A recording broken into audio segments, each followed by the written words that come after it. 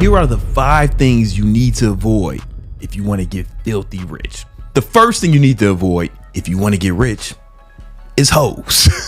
And what I mean by hoes, I mean chasing hoes. You want to avoid chasing hoes. Let me tell you a story. My father killed himself when I was in my early 20s.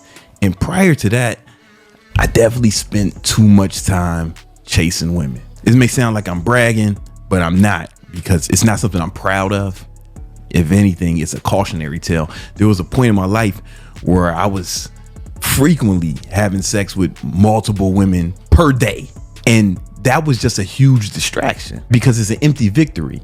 I know a lot of guys want to be players and they want to have sex with a bunch of girls and have harems of women all the time and date 5, 6 girls. And they want to have polygamy and poly relationships and all this other shit. Let me tell you something, bro. It's an empty victory because, yeah, my body count was super high, sky high, embarrassingly high, but my bank account was embarrassingly low.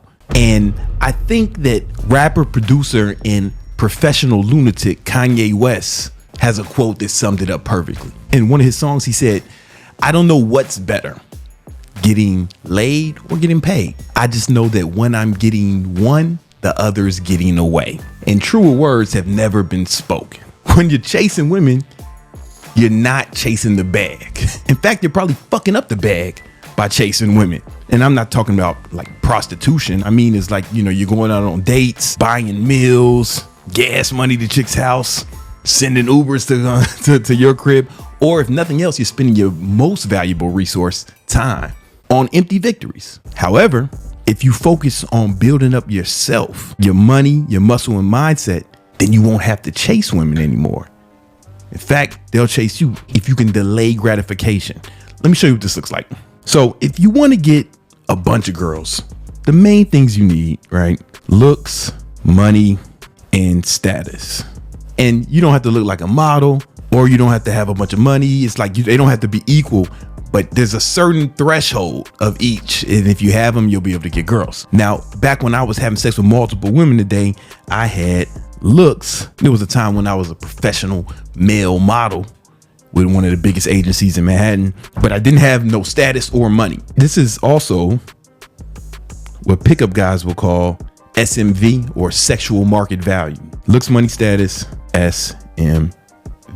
Now let's say you have low SMV, sexual market value, or high SMV. And then on this axis, you have you chasing hoes. And over here, where you want to be, is hoes chase you. You chase hoes versus hoes chase you. Now, at the lower end of this, you are what they call scrub. That's a 90s term made popular by the pop group TLC. I don't know what you kids are calling it. You might be using a different word. The scrubs. Then you have guys who are average. And then you have the top 1%. As you rise up the ranks of SMV, scrubs have to chase hoes a lot. Average guys, it's moderate. They don't have such a hard time. And top 1% is different. It's different up here. So check this out. Scrubs, they chase hoes, but they get no hoes. If they do, it's an accident. It's like a big deal. They got to throw themselves a party. Doesn't happen often. But no hoes really want them. If they do end up with a chick, like she settled for this motherfucker. No hoes want you. You might end up with a few on accident, but they ugly. They ugly and or drunk. Average guys, you have a lot of hoes. Even average hoes. Average hoes flake on you. Average hoes out here flaking on you, man. But some hoes will chase you. And these hoes are big and or ugly. Ugly bitch would be real excited to be with you. You're a catch. You know what I'm saying?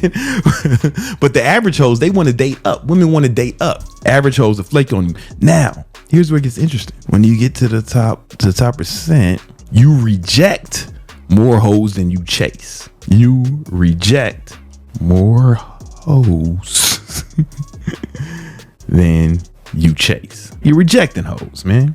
They all over you. However, this is where the 9s and 10s actually want you. And it's only here. Let me be honest with you, man. You can go on my Instagram right now. look at the chicks who follow me. You probably masturbated to a few of them, and I probably rejected them. That's what it's like at this level. When you get your S&V up, right? Your S&V, again, is looks, money, status. I'm going to explain how to raise your S&V, but you need to understand that your S&V really dictates your experience with women. And listen, if you are homosexual watching this, welcome. You know, we ain't got no beef with you, man.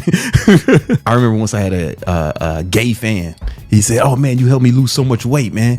And I was like, "Oh, that's what's up, man. Congratulations." He was like overtly gay, like you knew it immediately. You know what I'm saying? He didn't have to announce it, right? His presence announced it. This motherfucker almost started crying because he was like, "Man, yo, before I started doing your ab workouts and got into shape, man, you know, I ain't getting no hoes." But he was talking about like male hoes. And then he said, "But once you get in shape as a gay man, it's easy to have sex." And I was like, "Oh shit." You know, listen, if you're gay watching this, you can just skip to the next part because all you got to do is work out. You don't even have to get money is what I learned from that gay follower. But if you're a heterosexual man, listen, here's your experience with women. So your SMV, it depends on one, how attractive you are. And it's not just looks that women find attractive. It's also like your swag, your status. There's a lot of things that women find attractive. It's not just looks. Is it attractive or ugly? And when I say ugly, that's just for lack of a better term. It's not just physical with women, but it is a big part of it. Now, again, it's not, when I say attractive, ugly, I'm not just talking about physical appearance, because women take more than just your physical appearance into account when it comes to attraction. And that's why I brought up the gay fan I had, because he said, no, it's all physical appearance over there. So you ain't got to worry about that if you're one of the 2 gay followers watching this. But then also, if you're broke or balling, all right, broke or balling. And your experience with women, if you're broke or ugly, is nothing. You do not exist to them. Like, you literally do not exist to them. Now, if you're broke, but they find you attractive, and this is where I was in my early 20s, they kept me broke because they are a distraction, right? They are a distraction, and they're going to stress you out more than usual. Now, if you're ugly, but you balling, then you are a sugar daddy. Now, here's the thing. If they find you attractive and you're balling, then your experience with women is whatever you want, because there's not many motherfuckers here. And that's why it looks like this when you get to that top 1%. So instead of chasing women, you have to chase excellence. You need to focus on building your money, your muscle, and mindset. And then you don't have to worry about them. They will come to you, and they will come to you in droves. This is where you want to be. However, you got to look at it like an investment. You're going to have to sacrifice fucking a bunch of hoes now in order to more easily fuck hoes in the future. It's greater later. If you sacrifice now and focus, then when you're fucking my age, I'm 41, you'll need thought repellent because there'll be too many hoes, and you're going to need thought repellent because they're going to be all over you, because ain't too many motherfuckers in this quadrant. This is where you want to be, but you got to get there. Now, listen, to be honest with you, this ain't a bad place either, man. Fuck it. You know, it's not worse. It's not bad because he still kind of gets whatever he wants. But she don't love him, right? So she don't get, it's not where you want to be, but I get it. If you an old motherfucker and you just got a bunch of money and you not sexy no more, I understand. However, I'm 41. I'm still in that upper right-hand quadrant. I've delayed my ascension to sugar daddy by staying in great shape, and you can do the same. I think we all know that that's my fate. The second thing you need to avoid is living above your means. Because here's the thing, if you're fucking a bunch of bitches, but you don't got your shit together, they're a distraction. You're living above your means. That's one way to do it, but also with your purchases and your lifestyle in general. So I was around 32 years old when I made my first million. I'll be 42 this year. So it was about 10 years ago. And if you've been following me on YouTube for any amount of time, I've been on YouTube this whole time. I've been on the internet this whole time. And if you watch any of my old content, I'm not flexing. I'm not balling. I'm, living in an apartment in Queens. And then I had one in Manhattan. It was nice, but it wasn't as nice as this one. And, I was wearing an Apple Watch, no name brand clothes, none of that. Even though I was making millions. Why? Because you have to live below your means. Because I've seen people live above their means and it's been their downfall. It looks like this. I want you to think about money like a seed. If you have a seed, you can either eat it right now, maybe it's an edible seed, or you can plant it, water it, let it germinate, start growing roots. And then over time, it becomes a tree or whatever. And then it starts bearing fruit. And here's the thing. Once it starts bearing fruit, you can eat that fruit forever. It'll keep making that same fruit over and over again every season. But had you ate the fucking seed, you wouldn't have none of that. So you have to be thinking about delayed gratification, which is similar to point number one, right? You want to be thinking about delayed gratification all the time. You want to plant the seed. So when I was making millions every year, I was still living way below my means because I was planting these dollar seeds in different investments and different resources and business. And then when I got to the point where the seeds started to grow trees and those trees started to bear fruit, then I started balling with the fruits of my labor after 7-8 years of planting seeds. But it was really longer than that because it took me a while to make my first million. But then after I started making millions, I was still just planting seeds and living way below my means. And I still live below my means now, even though it looks like I'm flexing on motherfuckers. I'm buying fucking $250,000 watches. Every time you see me, I got like $500,000 worth of jewelry on. Not today, but a lot of the time. Because what I did was I followed a personal accounting system called N.B.A Accounting. I made this up, N.B.A Accounting, and it stands for Never Broke Again. Never broke again accounting. So what you want to do is you're going to have 5 different accounts. The first account is where all of your income goes into this account, right? So if you have different streams of income or if you have multiple jobs, wherever you're getting money from, it all goes into this account. There's no debit card associated with this account. There's no automatic payments coming out. All this account does is collect the money.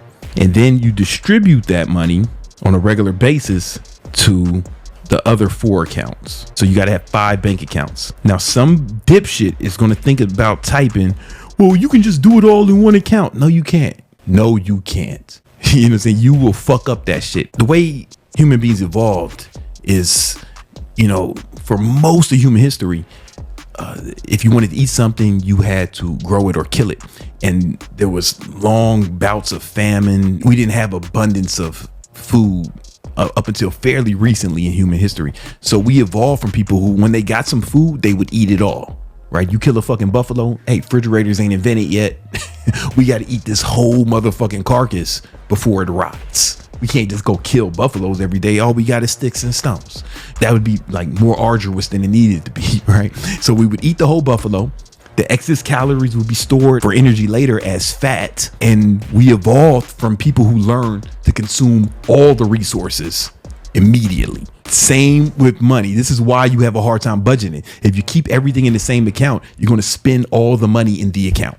I promise you. So what you do is you take the money out of the account, put it in different accounts. The accounts that the money goes into is operations, tax, investment, and baller. Your operations account has got to be 30%. This is where you have like debit cards if you want, or automatic payments. Everything comes out of operations. You live off of your operations account, groceries, food. You are living off 30% of your income. And you may be thinking, oh man, I can't live off that little. Now you got to make more money, man. I'm telling you, I was making millions living in a small apartment in Queens. You know what I'm saying? I had no drip. I had 1 pair of Jordans and I wore the same motherfucking black Jordan pants all the time and no shirt in the video. I had no drip, no jewelry, none of that shit because I was living way below my means, even though I was making over $1 million a year. You know what I'm saying? The reason why you do that is because, well, first you got to pay taxes. So taxes is only 15%. Set that aside for taxes. Now the investment, this is the important one. Investment, 50%. You're immediately investing 50% of all the money you make. This is why it's called never broke again accounting. If you are investing 50% of every dollar you make, how can you go broke? How can you go broke? You can't, because this money is going to multiply. You're living below your means. And make no mistake, I do this today still. So when you see me motherfucking flexing and shit, just know, man, I fucking been doing this for so long and investing 50% of my income for so long. Those seeds turned into big trees and they bearing like a lot of fruit. You know what I'm saying? Also, there's something called the baller account. So 5% of my money I spend on something stupid immediately. Like I immediately buy something fun, right? So it's like a quick reward. But here's the beauty of this. You lower your standard of living, but you're probably gonna have to make more. But you keep doing this, right? You keep doing the accounting system. Now you made more money. You got to make more money because you're only living off 30% now. But what else does that mean? That means you're going to be putting more money aside. And if you want to buy something fucking crazy, so let's say you want to buy something that's like, I don't know, $200. You want to buy some Jordans or a Gucci belt, right? Well, that means you got to make $4,000 because that's coming out your baller account. At least initially it's coming out your baller account. Now, once this investment start like really bearing fruit, then you're making passive income. You can use your passive income for fucking stupid shit. But initially, if you want some motherfucking Jordans, cool, motherfucker, you got to make $4,000. But the beauty of making that $4,000 is you end up putting $2,000 in your investment account. So now you're forcing yourself to work harder and make more money. This is a strategy that I employ even to this day. The only thing that's different about this is not all of my flexing comes from the baller account. A lot of it comes from passive income, right? So when I bought this watch with passive income that I made off my stock portfolio. But because I did that, the money I put into the portfolio is still there, making more money. I could buy one of these every quarter and not even really fucking notice it. You get what I'm saying? N.B.A Accounting never broke again. Now you may be thinking you can't do this. You may be thinking, hey, there's no way I can live off 30% of my income, or there's no way I can make enough money so 30% of my income covers my living expenses. And that brings me to number 3. Limiting beliefs. You have to get rid of your limiting beliefs if you really want to make this money. Beliefs shape the way you see the world. There's reality and then there's your reality. And your reality is shaped not just by your experience, but how you interpret those experiences. And how you interpret those experiences is shaped by your beliefs. Let me explain. When I first started YouTube, I didn't really know that I can make like millions doing it or be like super successful. I didn't really know if that was a viable option. I was doing YouTube, but I don't think I had plans on having 1 million subscribers or reaching the levels that I reached on social media. Then I became friends with a dude named Elliot Hulse. And this is back when I had like 100,000 followers. I became friends with Elliot Hulse. And when we first met, it was right after he got his first 1 million followers. And yo, he was a fucking light-skinned black guy just like me. And he was doing fitness shit and he was saying real shit. He was being himself. He wasn't being all corporate or all fucking crazy. He wasn't doing no lame shit. When I saw him, I was like, oh, fuck, it's possible. But I didn't believe it was possible until I saw him do it. And when I saw him do it, it changed my perspective. I started to believe it was possible. And this is important because your beliefs color your reality. Everything you see and everything you experience is filtered through your belief system. Let me explain. There's a part of your brain called the reticular activation system. And this part of your brain dictates how you see your environment. For example, if you or one of your friends or family member gets a new car, you ever notice you start seeing that car everywhere? Well, you didn't attract that car. You're not an X-Man. The car was there the whole time. You just didn't notice it because your mind wasn't trained to see it. But once somebody around you got it, then you started to see it all the time. Listen to what I'm about to say. You do not believe what you see what you believe. And you don't see everything that happens. You only see what you believe. You do not see everything that happens. You only see what you believe. Check this video out. Focus on this to test blue car. Just how much attention the attention-stealing design of the new Skoda Fabia actually steals. We left one parked on this ordinary road in West London. We wanted to see if its sharp crystalline shapes, bold lines and lower, wider profile would attract the desired level of attention. Is she going to look at the car or what? Will the 17-inch black alloy wheels stop passers-by in their tracks? 17-inch wheels. Will the angular headlights attract the attention of other road users? Will a crowd gather to check out its fresh, sporty look? Well, not quite. But did the attention-stealing design distract you from noticing that the entire street has been changing right before your very eyes? Don't believe us? Have another look. Did you notice the fucking street changed? The whole shit changed. Did you spot the van changing to a taxi? How about the scooter changing to a pair of bicycles? Or the lady holding a pig? Let alone the fact that the entire street is now completely different. The whole street is different. Didn't think so. This is how it ended. And then this was the beginning. You probably didn't notice it, that the whole shit changed. You can run this back and watch it again. You probably didn't notice that the whole shit changed because you were focused on the car. Whatever you focus on, you're going to see. Life is like that. But your beliefs decide what you're going to see and what you're not going to see. You have reality. Reality is filtered through your beliefs. And your beliefs are going to tell your reticular activation system what to focus on. Now, in that last example from the video, me and the guy in the video told you what to focus on. I said focus on the car. And he said focus on the car too. So you only saw the car. You didn't see all the other shit that was changing around it. That's how your reticular activation system works. The same way I told you what to focus on and you missed everything else, your beliefs tell your reticular activation system what to focus on and you miss everything else. And after reality goes through those filters, then you have your reality. Now, your reality is not reality. It's your experience in reality, right? Everyone's experience is different, even though we're going through versions of the same thing, life. Let me show you how this works in the real world. Let's say you want to lose weight. Reality is calories in, calories out. If you do that, you're going to lose weight. It works for all mammals. Possibly it works for lizards too. Lizards, reptiles, amphibians. But I've never trained an amphibian, but presumably it works for them. Calories in, calories out. Now, let's say you have this belief that dieting is hard. You think it's very difficult, a very arduous task. You think it's very difficult. That's your belief. Now, what's going to happen is your RAS system is going to help you find what? Evidence to support that. And as a result, you end up staying fat. And this is how limiting beliefs are formed. Now, let's say someone else, they have the same goal and they know that, hey, man, reality is, maybe they don't know this, but reality is calories in, calories out. Right? Still the same reality, but they have the belief that they can control what they put in their mouth. He believes I control what I put in my mouth. Pause. He believes he can control what he puts in his mouth. He's not going to just put anything in his mouth like some whore, right? He's in control. He's discriminate about what he eats. Just take it further. Let's say you have the belief that I hold that, hey, controlling the amount of food you eat is like a low form of discipline. It's a little bit harder than not pissing on yourself and not shitting your pants multiple times a day like a baby. And because you believe that, you'll see what?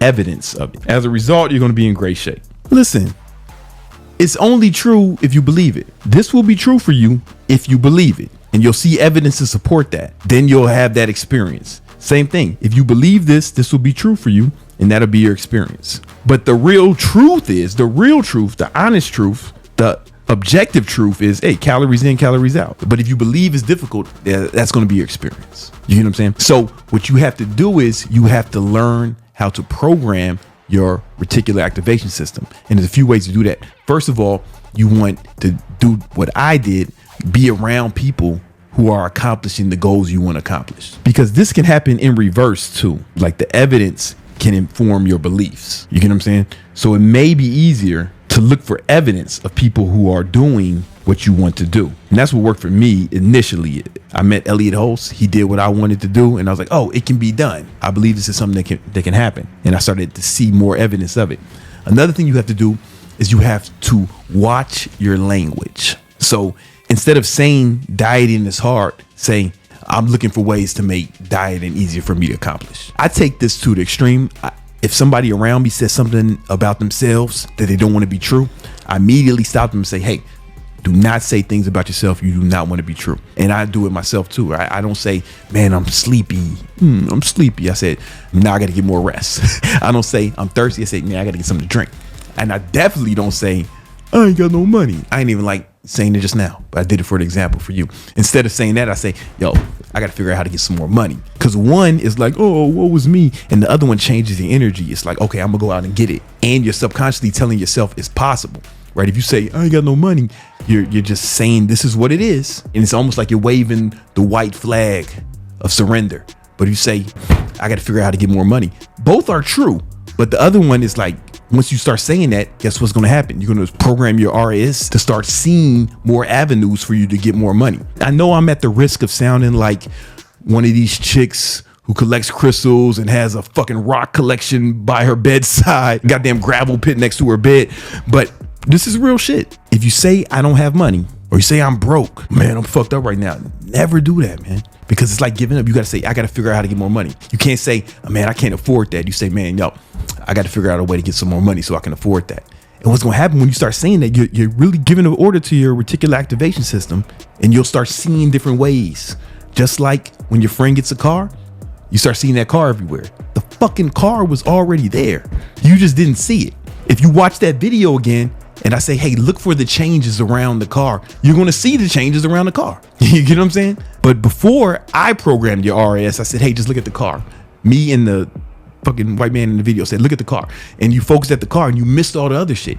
If you've been saying I'm broke, if you be saying you can't do something, just like that video, you're missing all the resources around you that could aid you in your quest to get some more of this money. You really have to focus on your beliefs, and you really got to focus on your language, and you got to focus on people around you, and start looking for ways, looking for opportunities to accomplish your goal. Language is a big one, and start deliberately looking for evidence. Even when I was broke, I had a subscription to the Rob Report. You broke motherfuckers don't even know what that is, man, but that's like a rich nigga magazine where they just have like rich nigga shit, motherfucking yachts, expensive ass watches, expensive ass clothes you ain't never heard of. Like, I was looking through it because I wanted to program my subconscious mind to start seeing those things and start looking for ways to accomplish it. One of the first things I did when I moved to New York, I was living in Queens, but I wasn't living like where 50 Cent got shot. I moved into a neighborhood called Forest Hills. Yo, the apartment, I could barely afford that motherfucker. I'm gonna be honest with you, but I could afford it. It was within my means, but the Long Island Railroad would go by. If I was watching like a basketball game or something, which was rare, but if I was, I would have to like pause it or something, or turn it because I couldn't hear because the fucking train was going by. This is every few minutes.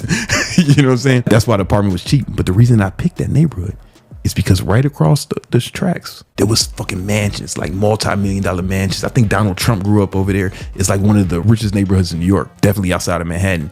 And I used to just ride my bike through there, a goddamn bike on the way to the gym. I would go on walks through there because I wanted to program my mind to start seeing success and start thinking about success. It's very important. This is how you change your limiting beliefs. You got to be real conscious about what you put in your mind, what you listen to, what you see, and what you say. Fourth thing you need to avoid if you want to get rich is fear. And when I say fear, I don't mean not having fear. I mean not letting fear prevent you from taking action. Just because you're scared of something doesn't mean you don't have to do it. You can be scared and still accomplish the goal. Let me tell you a story. After my father shot himself in the head in my early 20s, he blew his brains out. Even though it was an awful thing that happened to me, it was a blessing in disguise. There was a silver lining behind that. I know that might sound harsh, or it might sound like I'm being heartless, but I've trained my mind to look for the good in all situations. And the good in this situation, one of them was that my threshold for fear changed, because like the worst thing I can think of, my best friend, father, the man I looked up to, blew his brains out randomly. I had way less fear, because what can be worse than that? That made it a lot easier for me to go after my goals, right? Because rock bottom, can't get no worse than this.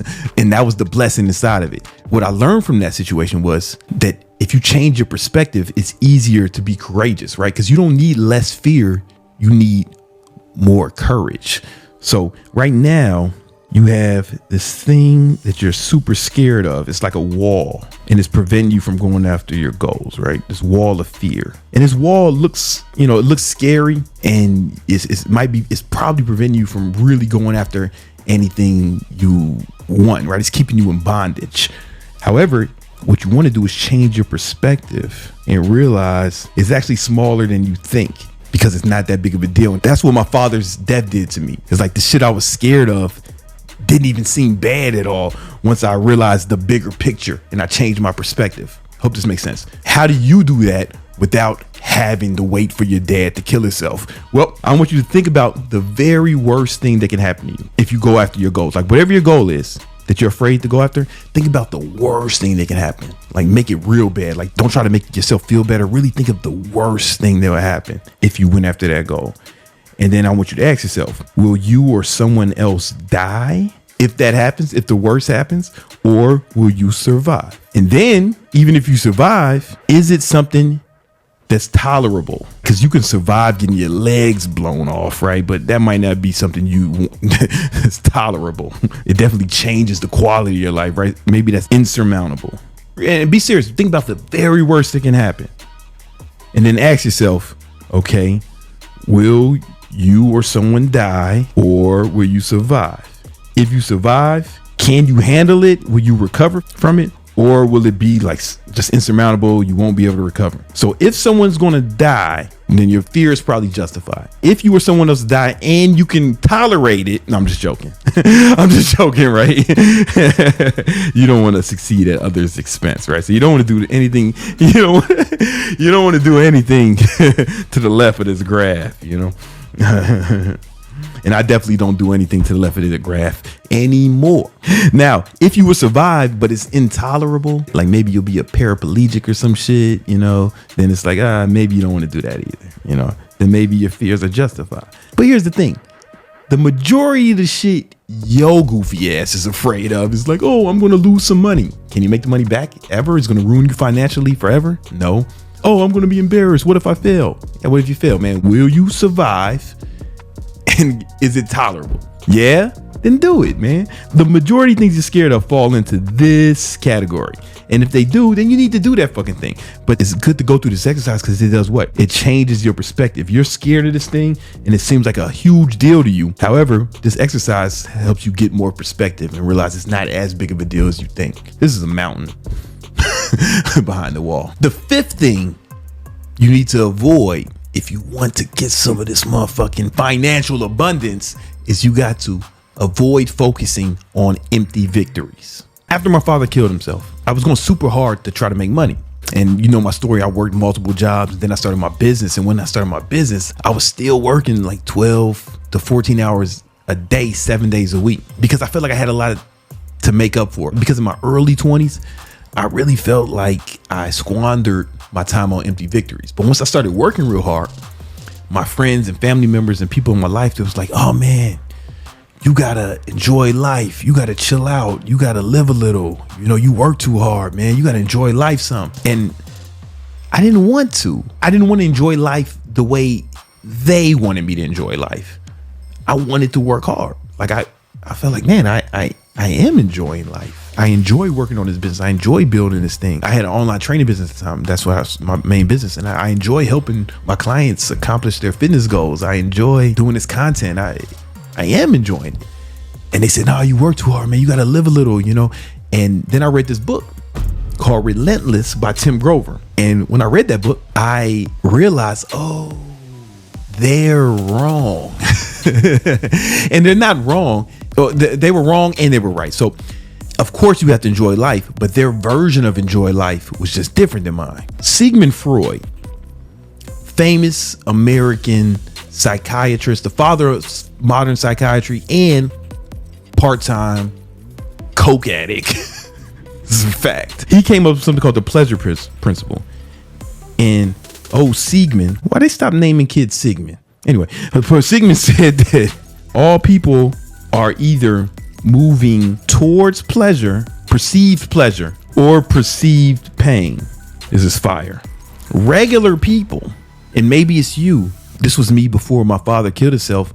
I associated pleasure with fucking hoes, partying, getting high, smoked a lot of weed, getting high, you know, vices, vacation, right? Shit like that. And I associated pain with hard work. I associated pain with studying. Those are the main things.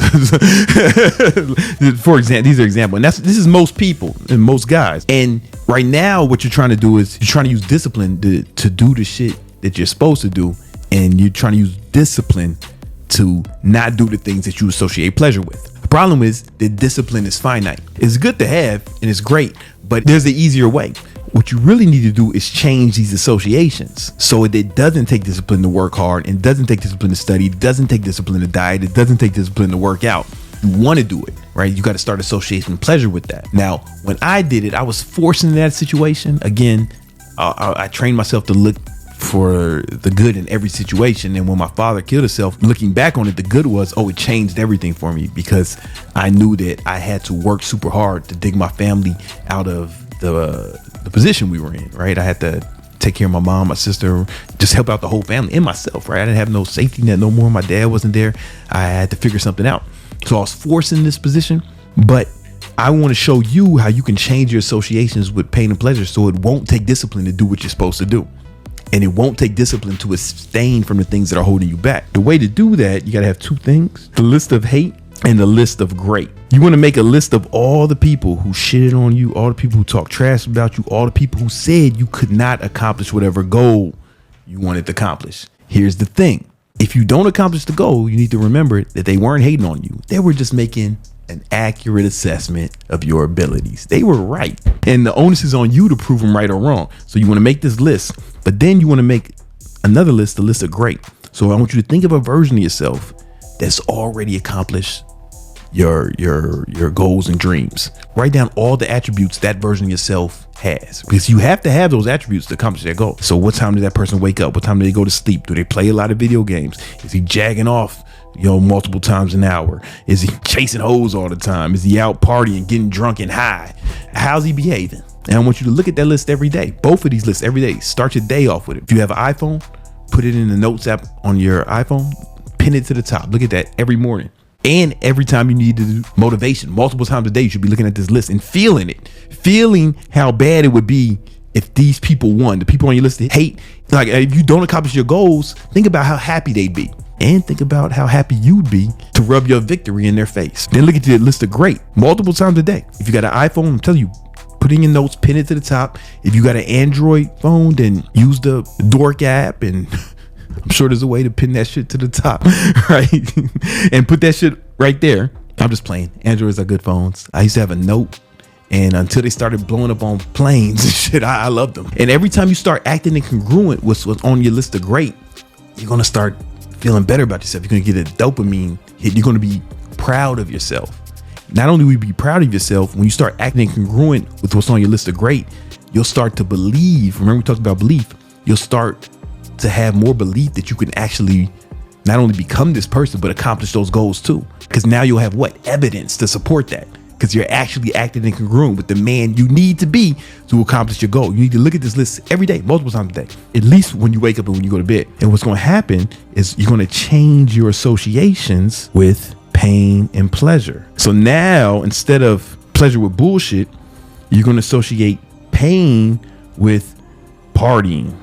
You're going to associate pain with chasing hoes, getting high, really vices, right? And you start associating pleasure with hard work, following your diet, and all the other shit you need to do to accomplish your goal. What's going to happen is it's going to feel good to do these things. Like, that's the thing. When you indulge in those vices, they feel good in the moment, but I mean, after you've been on night drinking, fucking chasing random bitches, even if you fuck them right, like the next day you don't feel great. They're empty victories. But when you really start working on the things that you know you're going to be proud of long term, you start to believe in yourself more. You start to become happier. You start to have more confidence. That pleasure seeking is the reason why most of you guys say, how do I get more confidence? Because you're not doing things that you're proud of. But if you're constantly following what's on the list of great, and you're constantly doing things that you're proud of, if you're giving yourself a reason to be proud of yourself, you're going to have more confidence. The reason you don't have confidence now, because you haven't earned it. You haven't earned it. You got to go out and earn that confidence. You can't just get it. I can't tell you to just be confident. People say just be confident, love yourself. No, man, that's fucking sucker shit. You can't lie to yourself, bro. You got to have a reason to love yourself. You love your parents because they fucking raised you and took care of you for fucking 18 years. Some of you motherfuckers 25 years. Some of you 30 years. But you love them because they were there for you. You love them for a reason.